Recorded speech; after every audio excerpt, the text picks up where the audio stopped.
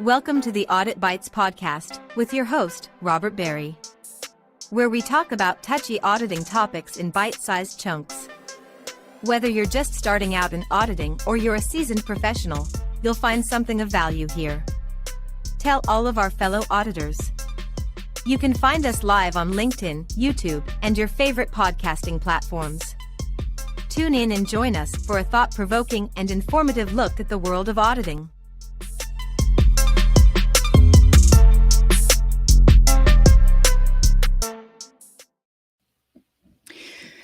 Hey friends, and welcome to episode 31. Can you believe it's 31 episodes already? Episode 31 of Audit Bites. And today we're going to do something a little bit different because, who wants to look at this face all the time? So today I have a special guest with me, and I have a special topic. I have a special guest, and I also have a special topic. Now, let me also say, for those of you attempting to watch on LinkedIn, you're probably going to have to watch the replay because, well, LinkedIn has given me some errors and it is not showing up. But we are still on YouTube. So today, our topic is artificial intelligence. And today we're talking with Danielle Cheek from MindBridge. She's going to talk to us about IA, and by the time you finish watching this, you'll all be experts. No, I'm just kidding. None of us will ever be experts in it. But without further ado, let me bring on Danielle. Hey, Robert. Thanks for having me. Hey. So, is this the real you or is this AI? No, this one's the real me. Yeah. And I can even correct something. You said IA instead of AI. And the dyslexic in me almost missed it. For what we're going to talk about today. It's tricky. The dyslexic in me AI actually for said it. IA. There we go. Yeah, AI, yeah, Mhm. yeah. You know, it's funny because people often ask me when they see me, is it the real Robert Berry? Because I use IA avatars of myself sometimes to clone myself. So, all right. So let's just dive right in today. Mhm. What in the world is artificial intelligence? Like, what is it? It's the surprisingly almost overly broad and almost controversial concept. So what is defined as I'm going to say it. I'm going to mix up and say IA instead of AI. Sorry. what is the definition. Actually, there's a ton of controversy. I don't know if you knew this. There's a ton of controversy on the actual definition.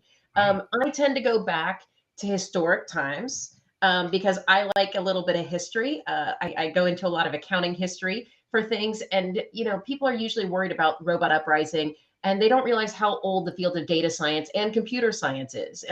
And so the original definition of AI, I got that right? AI, yeah, is from 1955 from McCarthy, who's considered the father of AI, and it was the science and engineering of making intelligent machines. So that's the broad concept. There are far more complex and more modern definitions, but it's a really broad concept of mimicking certain human characteristics.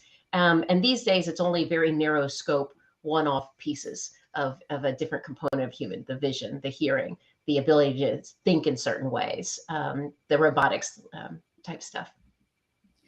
Yeah, because I know I've seen some heated debates online with people saying things like art AI.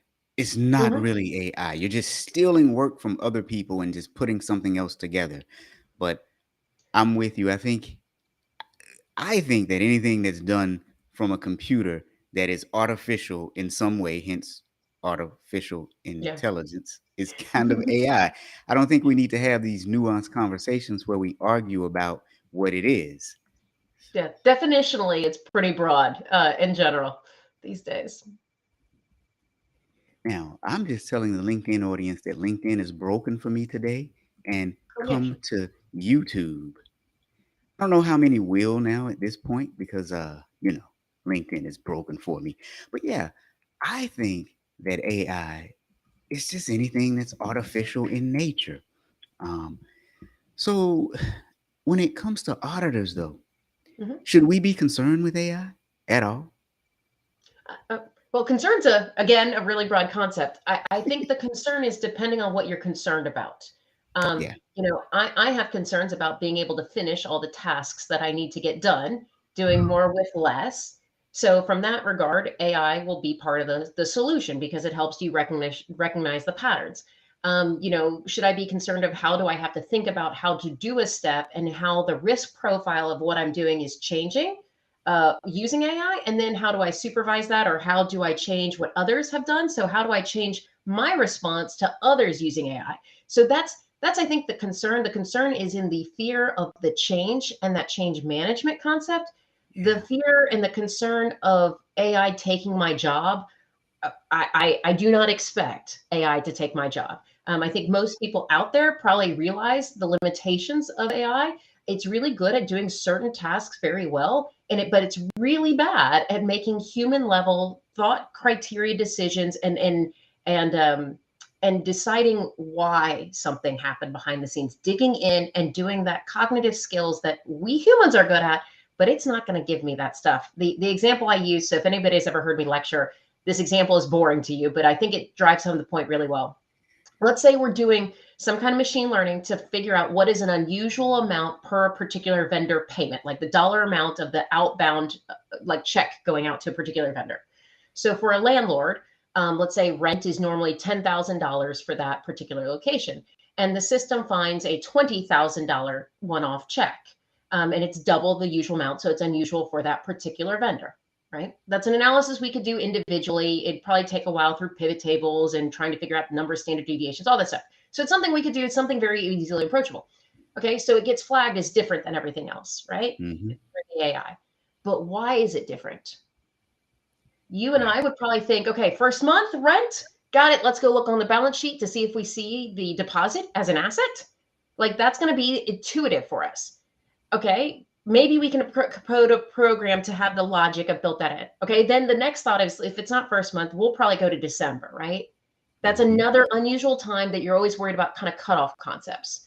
And you'll say, okay, it's double the normal amount of the check. Maybe it's for December and January. And that's what you'd look into, right? But here's the thing, let's do deeper. What is the human behavior of the processes for which transactions get into a system? Usually Ah, they pay December rent on December 1st, and December 23rd ish is if we're going to close the office or be pretty busy and be busy with family obligations or whatever may be happening in that last week of the year. Maybe it's just inventory even.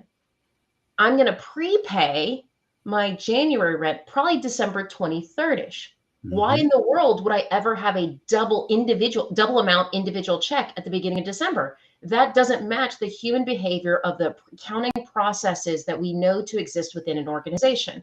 So that level of cognitive capability and why something happened and what to dig into next, I don't think is going to get replaced out of humans. But the pattern recognition to drive up and say, hey, this one's different than everything else. Please look at this one first, maybe.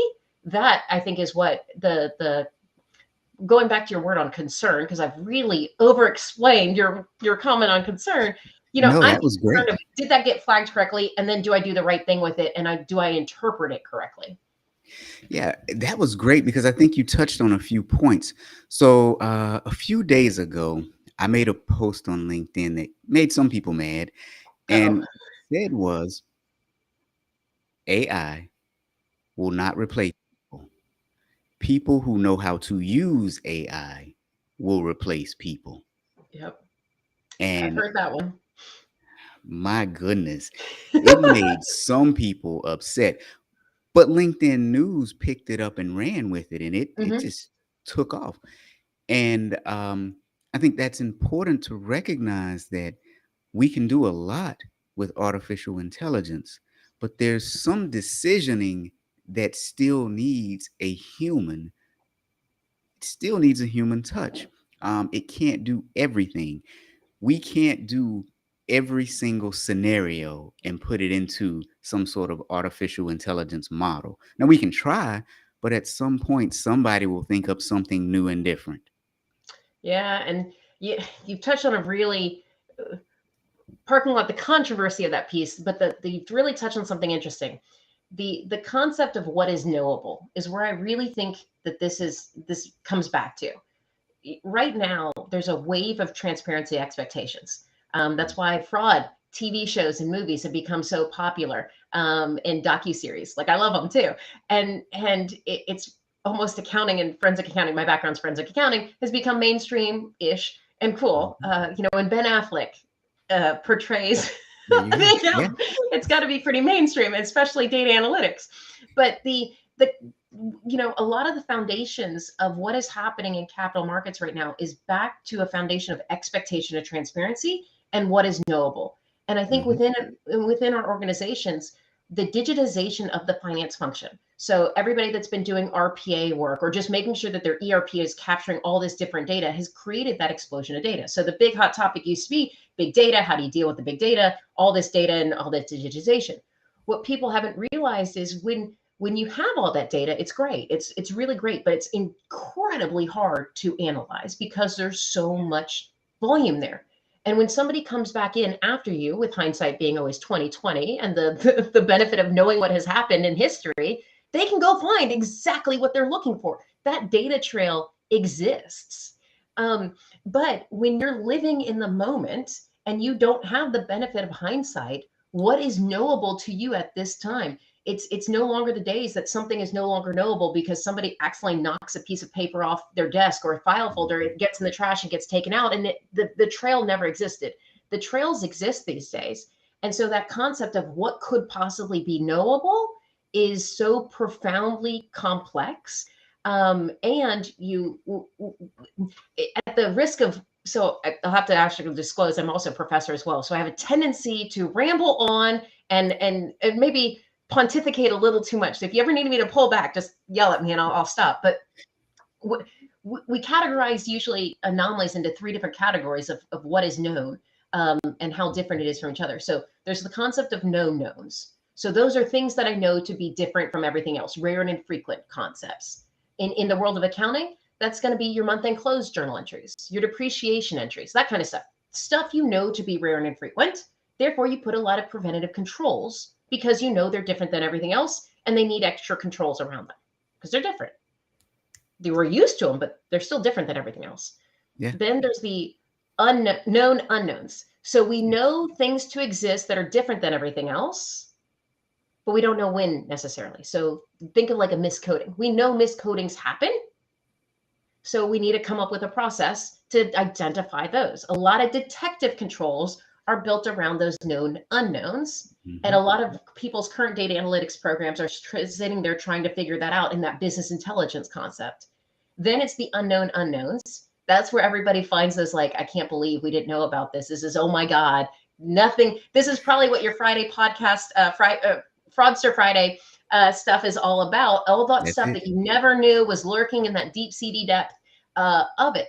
And so to determine the pattern recognition, to actually identify and categorize things in this explosion of data, like the computational power, and if you were to do this by hand, will take more than your career just to calculate some of these concepts for how big these data sets are getting. And so to over answer your question again, because I have a tendency to do that, is back to the artificial intelligence is helping with that pattern recognition to provide that demarcation of patterns that then the humans go and review. So back to it's going to be about the cognitive ability for people to interpret information that's provided to them. I think is really going to be that key differentiator going forward. Now, that's a really good point because I think it also goes into another skill set that auditors should have and sometimes lack, and that's critical thinking and root cause analysis. You're going to have to be able to interpret some sort of output and do some scenario analysis in your head, or be able to interpret it directly and say, okay, here is the problem. But critical thinking is going to be much more important in the future. This is my prediction, more so than debits and credits. You still need to know debits and credits. Don't get me wrong. Yeah, so foundation concepts are actually going to be table stakes, I think, for those that are going to really succeed. I think I was on the CPA, actually, Robert, you don't know this. I was on the CPA exam curricular committee for the redesign of the CPA exam of what content and body of knowledge needs to be included. I was on the bar task force, which is the business reporting and analytics concepts. And so a lot of that conversation of that committee was about making sure that the CPA exam is reflecting what knowledge base it's expected to have early, young, first, second year CPAs, young in their career, in it. And I think you've touched on something really profound here, that those that are going to very much succeed are those that are going to have the ability to communicate. Dan Pink wrote a great book on this concept. One of the few books I've read, because I don't always have time to read anything beyond standards, it seems. They've gotten pretty lengthy and dense. But he wrote a great book about, we're now in the conceptual age. We're past the information age. It's not this fourth industrial revolution about computers. It's about curation of content and being conceptual, and in any field. So accounting and auditing, for sure, it's going to be about curating information so you can drive home the point that matters. And I think people have started to really recognize that, because there's so much noise, there's so much information, that a strong curation and the ability to communicate is going to be very strong, a strong indicator of those who succeed. And actually, IESBA, which is the international ethics body for CPAs, actually in an early draft, actually had as a requirement that you had to have good communication skills for the ethics. And I actually push back on that one, because I think that is an indicator of being a good indicator of being able to succeed very highly in your career, but it's not an indicator of a violation of ethics. And so, but to even have that originally included, I thought was a really, that's a big step in my mind. Well, I think To it's have really that concept. judgmental too. Like, how do you measure Yeah, that? how do you communicate? And I personally believe that your communication needs to modify to the audience that you're listening, that is listening to you. So you need to Absolutely. change your style, or whatever is the technique, not being disingenuous or two-faced, that kind of stuff, but being able to make sure that you can communicate to the right level of technical knowledge, or norms of that group, so that you can be heard well. Because otherwise, nobody understood what you were saying. We live in a very technical world of really nuanced, detailed concepts. And if you can't get your point across, it's going to be really difficult for somebody to succeed easily. Yes, absolutely. And I like what you said. We do, or we're coming out of the information age. We have enough information now to where if Hmm. we compile it the right way, we should be able to make better decisions in life. So that's in life personally Hmm. and professionally. There's a ton of information out there. So when it comes to auditing and accounting, Hmm. what do you see as being some of the functions of a role as an accountant or an auditor now, given that we're going into this new era? Yeah, I think it's pretty much what you touched on. It's the ability to have those critical thinking skills to interpret what you're seeing. It's, the old way of most accounting career progressions was very much apprenticeship based. Do these, go to external audit for a couple of years, do your cash confirmations, do your cash work, do your like all these different steps, and you get more and more complex areas, and then you're allowed to start reviewing the simple areas, and there's this progression. And when you start to think about what new in their career type accountants are going to be exposed to, is a lot of that work that is very routine, rote, like not very thought intensive, just mechanical, is going to be the stuff that gets automated away. So you're going to move directly into the concept of reviewing work, not necessarily by another human's work, but reviewing the summary and the pattern recognition that's provided to you. And how do you understand that information and interpret it? I think for me, where people are going to need to go to is think about not just the how from like a business process walkthrough, how the data came to be. That's going to be a tremendously important understanding, and it ties into your concept of root cause analysis. But go back to, what is the human behavior that matches to that process? I think everything now is going to be about a breadcrumb trail. Like, the data is the breadcrumb trail and the answer key of the end result of human behavior. And where does human behavior fit into certain pieces, and where is the demarcation line? Because if you think about humans being fallible, or not perfect, but we also code the different machines. And that means the machines also have the potential to be consistently fallible because we did some kind of coding. So it's going to be exactly what you talked about of making sure you can understand how something came to be and then doing the critical thinking skills to get to the next level of why. And I think you hit it right nail on the head. Root cause analysis. So if everyone hasn't heard of the 5 whys, it's kind of your entry level root cause analysis approach where you pretty much ask the question why. You can ask it to yourself. You can ask it to the data. You don't have to actually verbalize or have an interview with why, but you sit there and ask that question. And usually, give or take, by the time you get to 5 answers back, you'll get to something that more resembles the underlying issue that's causing whatever is happening versus just chasing symptoms. And so what you're trying to do is get beyond the symptoms and get into that original root of the issue. And that will be what you really can spend some time to drive on whatever is the particular task or project or engagement you're on. And what makes this really interesting is I think the world of accounting and auditing is going to be turned upside down because, as you just said, you're going to have to know how to communicate. And so that's an entirely different skill set. Oftentimes we like sitting in our corners and just kind of playing with calculators. But Well, now but here's the thing is the accounting function has always been a communication function. It yes, always it has been. It's always been. Financial statements are a method of communication. If you're doing yes. audit reports, that letter is a form of communication. What I think is going to be stressful for people is what is the new form of communication? I think all those legacy forms of communication are going to need to exist because there's robust procedures and processes around them. But if you think about, like, think of the concept of non-GAAP measures.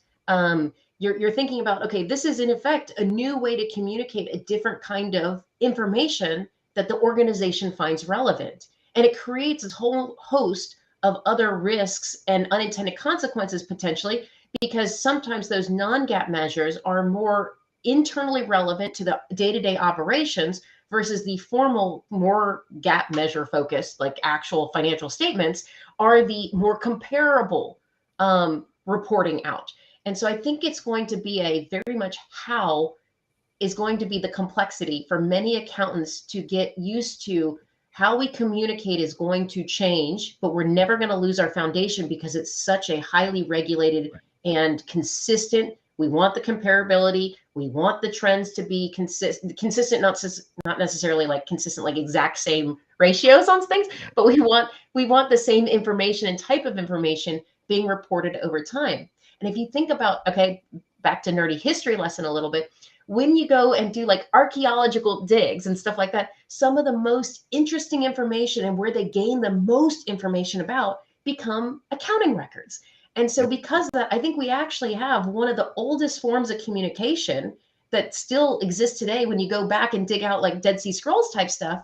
But it's going to change. And I think that change and the change management of where do we balance the innovative and the way we need to communicate for how decisions are being made or what needs to be made in our more narrow scope and tailored way versus the entire ecosystem, excuse me, of like the regulatory marketplace. And I think that's going to be the disconnect that accountants really struggle with in that change management and balancing of the communication.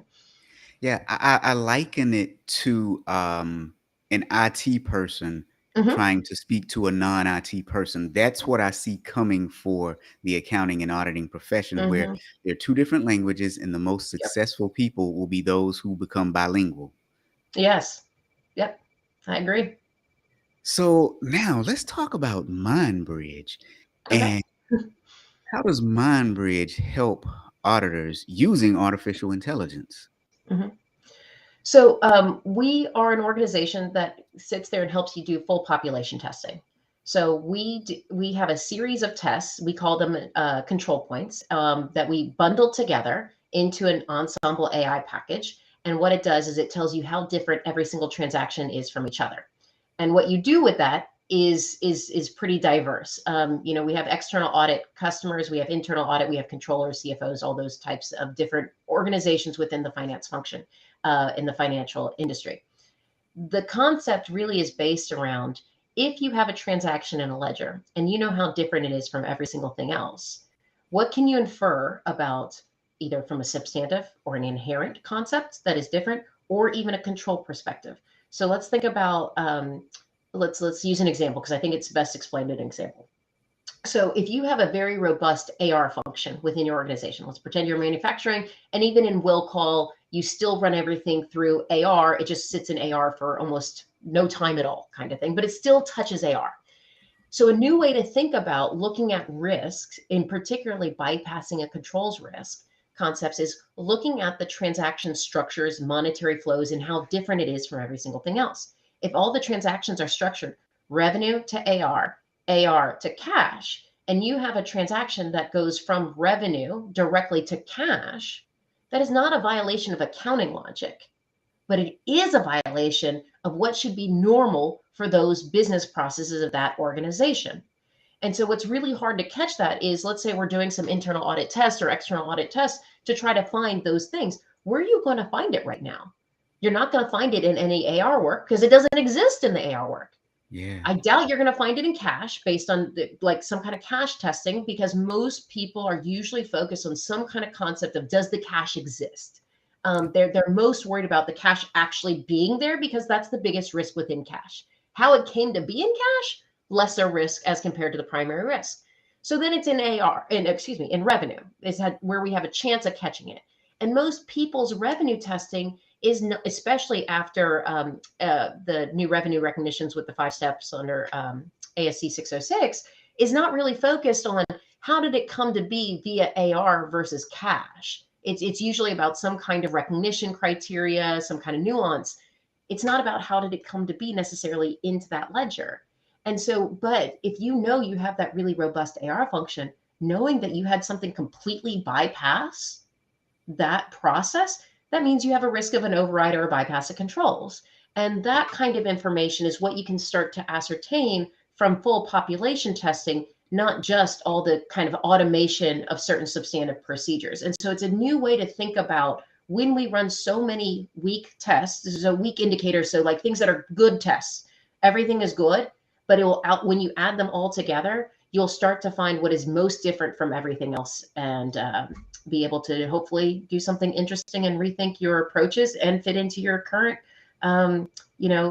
extant approaches as well. Yeah. Now we were talking earlier about AI and how it actually learns and how Mhm. it's developed. And you were saying that you guys have a revolutionary or a new type of uh, AI that you're testing. Did I say it again? No, I said it right. Well, That yeah. I So, said AI. yeah, you But said AI correctly. Yeah. I said it that time. But I want the audience to understand that there are various ways that AI is implemented. You have Mhm. some that is based on historical data. And so that Mhm. historical data is just compiled and the AI actually learns to predict Mhm. to predict patterns and behaviors. Now you see this most often in like your AI writers, those writing tools that help people write fraudulent term papers and pass tests. So what it's doing is predicting the next word that should be in place. But you were also saying that there are other types of artificial intelligence out there as well. So Yeah. could you talk about those so that the audience can kind of get up to speed? Because I think most of them may be familiar with the learning models where you pump in Yeah. some data and it learns. Yeah. So I'm going to go back and correct one thing. What we're doing is not newfangled at all. It's actually a very old concept. It's just a new application.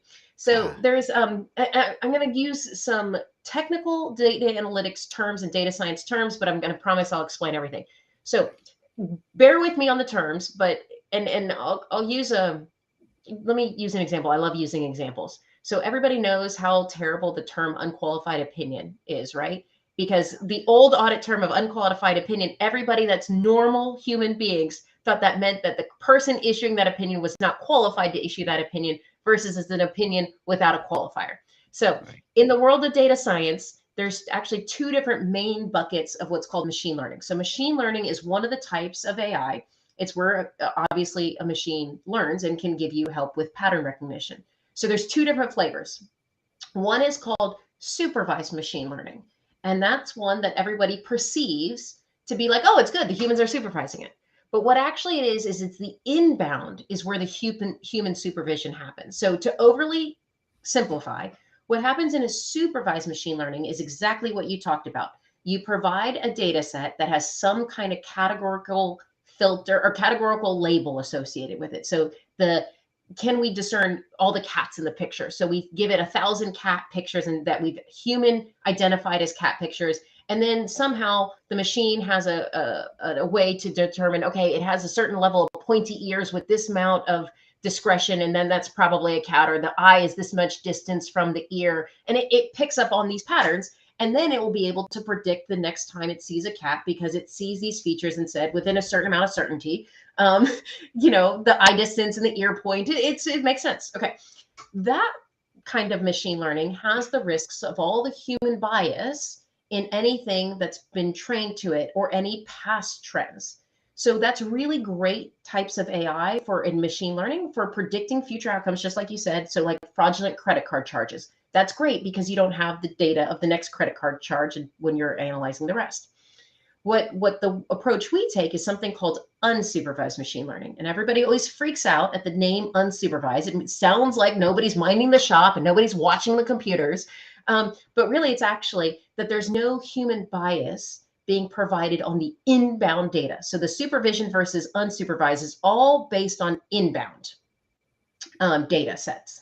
So no bias coming in to the data set. And all it does is sits there and runs so many tests simultaneously that it gives you the patterns of the data set. So the machine learning is based on only the data set provided to it, nothing outside of the data provided to it. So it's not predicting future outcomes. It's giving you all the patterns of your existing data set. And then you are supposed to sit there and figure out, what does this mean? Of course, we help you and give you like, here are the different things that it didn't do well on, or here's why it's different from everything else.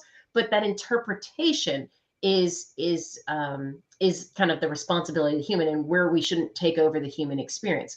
So the difference is really that supervised has the inbound human bias potentially risk coming in. That's the one you have to pay attention to. And unsupervised, you don't have that training data set because the data set is the only stuff that's assessed and analyzed. And then you have any kind of bias that the human is when they're reviewing it. So you get that human bias on both sides, on the supervised, just on the review on the supervised, unsupervised. It's now tricky for me to say. And then always making sure that whoever's doing your coding of whatever system has, made sure that they don't have an injected bias into the actual algorithm that's created themselves. But there's actually a very robust and long field of data science. The same way there's a long, robust field of accounting history and accounting approaches that all exist within data science of like appropriate models to use for different kinds of things.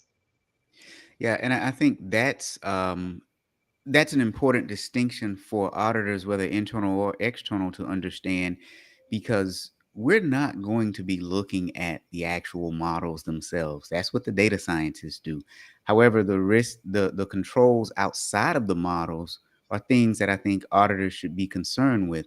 I'm actually going to make a prediction that we're going to start to see certification bodies, something similar to like a SOC and SOC type certification for AI. I'm going to make. Did somebody prediction. pay you to say that? No, like, no. So it just you makes may sense. not know this, but we were actually the world's first to have an algorithm audit. And so we actually hired University College of London Consulting, which now is Holistic AI, and they do our annual algorithm audit. So they actually do, it's called a Code 7 level 7 code review, I believe it's called. And they go into the code and review all of our algorithms to make sure that they're low risk of bias, performing as expected. And it's a very similar to a SOC report or an ISO report where you get to have somebody go review the algorithm. So yes, I agree with you that that's a prediction that should happen, and others I think are joining suit. Yeah, I You mean, are very, very insightful. It's that predictive analysis. Maybe I am AI. But doesn't it make sense though? Because to your point earlier, none of this is really new. It's just different ways of doing things. And I talk to a lot of auditors who are deathly afraid of change and deathly afraid of what could happen when it comes to artificial intelligence.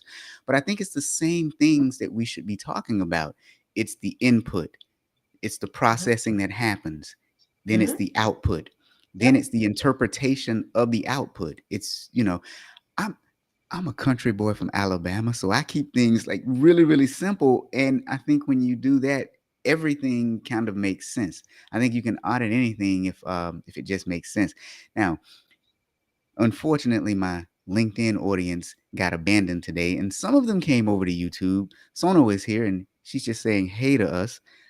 Sono, if you have any questions about artificial intelligence, drop them. We'll be happy to have that discussion. What I'm going to do for everyone is I'm going to run the replay on LinkedIn probably tomorrow, and I'll be sitting around watching it, taking some questions then. So I do apologize for the LinkedIn. Just really, I don't know what happened. I pushed the button and it said no. That's exactly what it said. YouTube was doing just fine. But yeah, so we're having a discussion about artificial intelligence. Um, we have some really good lessons learned. I think you guys should just go back and listen to this episode. Where were we? I distracted myself that time. You were talking about the process. So you still have inbound data inputs that you have to make sure that you can audit. You have the Yeah. process of which the data is processed or whatever process may be happening, the outbound, and what do you do with the outbound. So a very standard process that most people are probably very familiar with. Yeah, and what I don't want is I don't want the fear of artificial intelligence to stop especially auditors from looking at those controls surrounding the actual models. I don't think many of us are qualified to look at the actual machine learning coding that is happening. That's why I'm glad you mentioned that you guys have someone that actually looks at that for the integrity, for the bias, because Mhm. if you have bias in the system, that could really throw you off for a while. I was reading an article yesterday. There is a system that child protective service agencies across the country use to do modeling to figure out which homes need to be visited. And now they're saying that there's a bias in it for a bunch of different categories, but specifically for disabled individuals and minority individuals, where they may have sent out CPS agents to homes where they probably shouldn't have. And they're saying that it's a bias in the AI model that's being used. So my question is, was it tested? Who's testing it? Where? So a lot of questions pop up in my head now. Yeah, and there's multiple different ways of testing it, even if you're not a data scientist yourself. So, for example, on if you're looking at like whole population testing, because that's my bread and butter. Um, when you look at if you go back to talking about the different kinds of what is different from everything else, you have those known knowns, things that I know to be different than everything else. Um, a lot of people will find that to be boring if they run a test and find the stuff that they already know to exist in the results of their Mm, test. But that's proof that your approach right. is actually probably working. It may not be exactly perfect yet. You may need refinement, but those different concepts, it's a different way to think about how to prove out something. So, the foundation ends up being, third party validation, SOC, ISO, and concepts of like specific algorithm audit concepts. But then it starts becoming what did you do on like sanity checks on a lot of stuff. We have a lot of people that still do one-off tests to do sanity checks of different components. So whatever what and that's you have bias that you could put into an inbound data set to see if it picks it up, see if it doesn't, whatnot. That's why when you have models that don't need to be retrained because they only look at their data, the risk of bias is actually very low because it's not getting bias from that historical. So if you have known historical bias in a situation, um, that will just bleed through to your training if you're using one of those models. So do like sanity checks of different things, feed something data and see what it does with it, and then look at the results and see if it meets expectations. So I think going back to your concept on critical thinking skills, it's going to be a different way to think about how can I rely upon technology. The new international ethics, technology ethics project. So the ASBA that sets international ethics for CPAs did a project that was just voted out 2 months ago now, because it's February. And they're going to expect international CPAs, and there'll probably be a convergence project in the US, to rely upon technology the same way they'd assess the use of an expert. So if you're going to rely upon an expert, the human expert, like let's say we need a chemical engineer or something, how do I assess that chemical engineer's qualifications for me to rely upon that person? Yep. Same concept is going to exist for technology. And I think it's a fairly elegant way to deal with this, because if we think about back to how you started this conversation of what is the definition of artificial intelligence, and it's the concept of intelligence, intelligent machines and engineering, that's taking a little part of an automation of a human part of things, says everything's narrow or weak AI right now. And I think that's where it's going to stop in most cases. And so when you think about that, that's how it's supposed to be replacing it, assessing it the same way you'd assess the use of a human expert for if it's an appropriate use of or appropriate qualifications is probably not a half bad way to do it. So if you start thinking about it that way, there's different tiers of different levels of evidence you can prepare to make sure you're actually relying upon good tech and understanding the outputs that that's creating for you and any risk that you may have by relying upon it. Yeah, and I think you made another really good point that auditors are going to have to consider. Normally, when we work, we look for exception items. But I think that sanity check that you just mentioned is extremely important. Um, we need to do more insanity checks because now we're looking at essentially the integrity of the system that we're using. Mm-hmm. I actually am giving a webinar later this month in about 2 weeks that it's got a better title than this, but it's going to be all about the normally boring results of data sets. Like what are the cool uses you can have for what you would normally consider super boring? So I'll give you a little teaser. Um, the and you actually didn't know I was doing this either, I don't think. No. For leases, everybody may or may not know that leases are pretty much always going to go on your balance sheet from now on, is kind of the summary of it. And so a lot of auditors are worried about how do I assess that if I got all these embedded leases into my financial statement. So the concept of, does my IT service contract, it's called a service contract, actually come with it a bunch of hardware that I actually have something called an embedded lease? It's now a big deal because even though the definition didn't change, it's now a missed liability versus a missed disclosure. The missed disclosure is not great, but not catastrophic. Your auditors do care about a missed liability. Yeah, but So this is a everybody's big worried about how are you difference. going to do that? So how do you find those risks? So if you go, let's use my example of a vendor analysis. So if we figure out what is normal for all the different vendors, and I can do this over time, and I see the vendor that has the most consistent payment stream, so the least anomalous activity by vendor, that's going to be the highest risk of having an embedded lease in it because there's such consistent over time payment streams. So that now means I can use my completeness by my boring data by vendor for my embedded leases. So it's a totally different way to think about how to get that evidence or that approach that you need to find what the data will show me and what those boring patterns will actually present. So you've hit the nail on the head again, as consistently as you do. I'm very impressed. Always hitting the nail on the head. Um, exactly on the point of, yeah, the boring data is actually really important and relevant for a variety of reasons. Yeah, it's kind of amazing because it truly is retooling the way that we think. Mhm. Hmm. So it goes back to almost kind of how we started. Artificial intelligence will not necessarily replace humans. Humans who understand how to leverage it to bring a benefit to the corporation will replace humans that don't know how to use artificial intelligence. What do you think about that? I, I mean, logically, yeah, I get it. I'm hesitant to say something at the risk of creating a controversy myself. But I'm you good know, with it's going to controversy. be those critical thinking skills that drive it. So I Yeah. agree completely that accountants are going to need the critical thinking skills. What tools they use to get the critical thinking skills on steroids, in effect, is what that's going to create.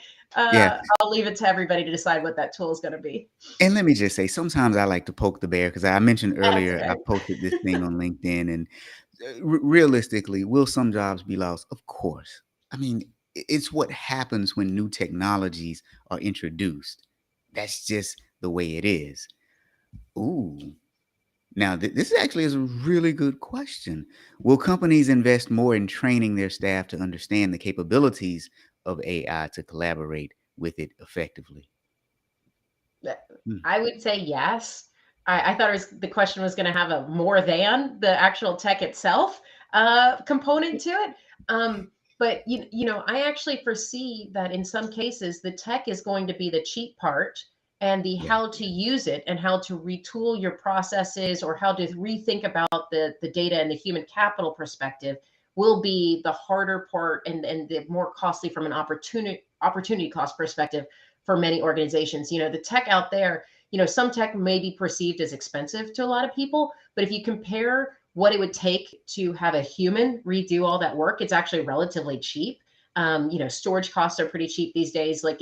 There's a lot of fairly cheap tech out there, and it's how do you use it and what processes do you build around it that create those different cost layers for an organization. So will they invest more in training? I sure as hope so. I do really think they need to. And maybe it exceeds even the cost of the technology itself, because I think the tech is the cheap part these days. Yeah, I completely agree with that, and I'll add to that. Um, I think companies that do a really good job of training and supporting their employees currently will actually jump on the bandwagon and train their employees in the future. Those who do a horrible job of it now will continue to do horrible at it, and they will actually suffer.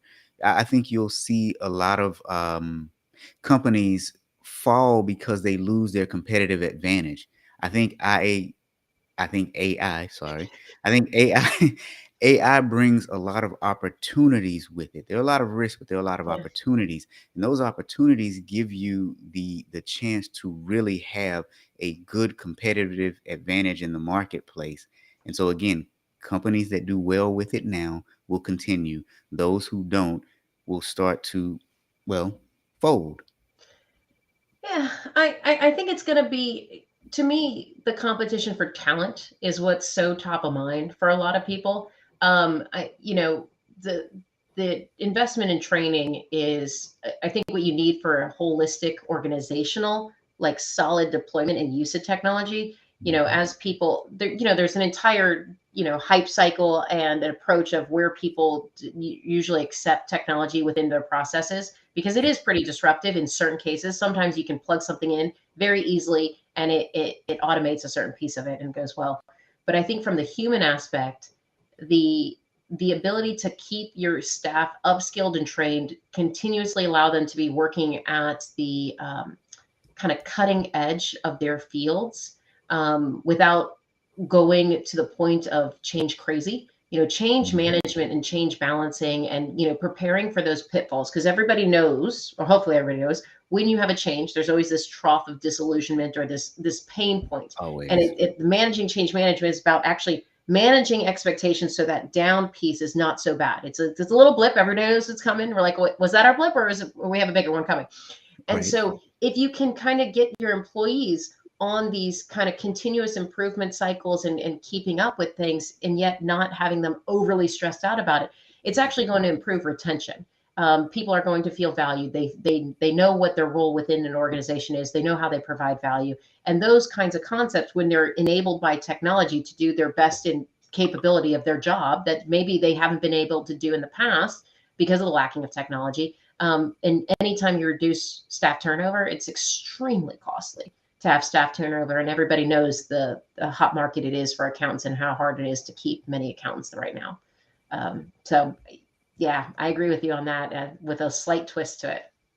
Yeah, no, no, good stuff. I like the slight twist. So we've covered a lot today. Those who know this program know we like for it to be a learning program. So we've talked a lot about artificial intelligence and supervised and unsupervised AI. We've also talked about some risks that auditors might face, but also the fact that critical thinking, root cause analysis, those will be some important skills because the AI is going to tell us something. We need to be able to interpret it and use really good communication skills so that we can convey the results to other people. So let me ask you, any huge predictions for artificial intelligence in 2023? Yeah. Okay. So my big one is a trend I've been seeing, and it's the tools to detect AI versus humans. Ooh. It's almost, I don't know if you're familiar with the Turing test. It's from the Father Comp from the 50s again. And it was, can you tell if you're interacting with a human or a machine? And the concept was to get a machine so good that you don't realize you're interacting with a machine versus the human. And it's almost like a reverse Turing test now. And there's a lot of systems coming out there to look at the fallible nature of humans and detect that fallible nature. So a lot of the like the Chat GPT and like the copy generator type stuff is Hmm. looking for imperfections. It wants to see the trend of imperfections. It's too perfect when it comes out of AI potentially. There's one for deep fakes that like looks at some kind of like vein blood flow thing. I don't know quite enough about the body to know Yeah. exactly what it is. But if you believe that humans are valuable because they need blood pumping through them versus a computer, but the concept, I think there's going to be this concept of almost like a reverse Turing test where we're detecting the imperfections in things to determine the likelihood of a human interaction because humans are imperfect, but there's a certain level of like perfection in that imperfection. So I think that's the trend that I see kind of popping onto the market because you're only hearing a little bit of rumblings about those right now. Wow. I'm right there with you. I was actually reading this morning about the deep fake detector that does something with the Hmm. blood vessels or Yeah, I don't veins. exactly. It's like some kind of coloration change, and so Yeah, yeah, and so now I do work with synthetic media, so I do understand because if you look at them, they don't have veins and they yeah, don't necessarily take a breath. They try to fake it sometimes. So I'm with you. I do think that that's going to be big and that's going to be exciting. yeah. Um, I was so watching for the lip reading actually on your intro one because the lips are off. So my yeah, some family members have taught me to do a little lip reading, and so I yeah, could tell the slight difference. yeah, and it's interesting you say that because I use a few different ones, and one has better lip sync technology than the others. Mm, And the one that's on the intro here is not the best one. It's the second or third best. Yeah. okay. So anyway, you know what? Thank you for joining me because you know what? You are actually the first guest on this podcast ever. This is Oh typically just wow, me. I feel so special. Yeah. Thank you so much. You are the very first. And I think so I've had people ask me, hey, can we come on Audit Bites? I'm like, okay. I mean, I just like Well, I'm talking very about honored to be auditing. here. Yeah, no, I'm honored to have you. So, is there anything that you're working on before we go? Is there anything that you're working on that you want to tell people about that they should know about, or anything that you want to convey to the audience here? I think I've gotten the big stuff. The next one I'm working on is some changes to sample theory, some innovative concepts on sampling theory. We've had Ooh, some interesting stuff in the past that's been really good and excited, but the next one I'm particularly excited about because it's a different twist on things. But I'm not quite ready to share it with the world because I'm still working through it. But last year's big one was risk assessment and how to actually normalize high frequency accounts versus low frequency accounts to actually compare them apples to apples. Because when you have anomaly detection and you're looking at patterns of how similar things are, those revenue accounts will inherently go lower in risk profile because there's just so much volume. So how do you ever compare that to a low frequency balance sheet account that has, maybe 12 entries in it, maybe 24, something like that? now that So is interesting. So, if anyone needs to reach out to you, where can they find you? LinkedIn, obviously. I assume the MindBridge website, and my email should be plastered all over those areas. And so, or Danielle.cheek at mindbridge.ai is the quick email plug. All right. So, thank you for me today. We're gonna close the show out. But those of you on YouTube, if you want to hear the show from the beginning, we're gonna run it on LinkedIn probably tomorrow. So, everybody, we'll see you next time. Thank you for watching this episode of Audit Bites. If you receive value from this podcast, do us a favor. First, tell other auditors. Second, give us a 5-star review. And finally, talk to Robert about training your auditors. Our contact information is on our website, www.thatauditguy.com. It's also where you will find our course catalog, on-demand courses, a kick-butt blog, other podcasts, Robert's best-selling books, and last but not least, audit merch. That's right, we have audit hats, shirts, mugs and more. Thanks for watching and listening. See you next episode.